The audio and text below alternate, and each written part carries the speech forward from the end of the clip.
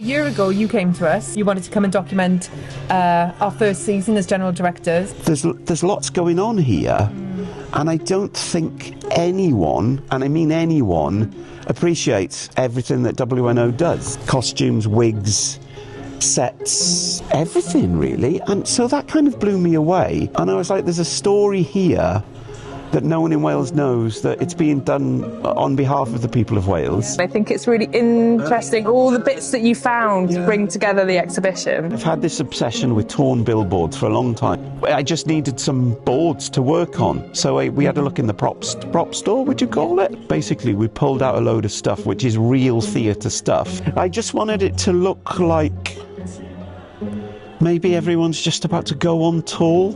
And you called the exhibition 80 Years in the Life. Well, I was thinking about the Beatles, and it was a day in the life. And then I was just thinking, is there a play on words there? So I was just thinking 80 years in the life of the opera company.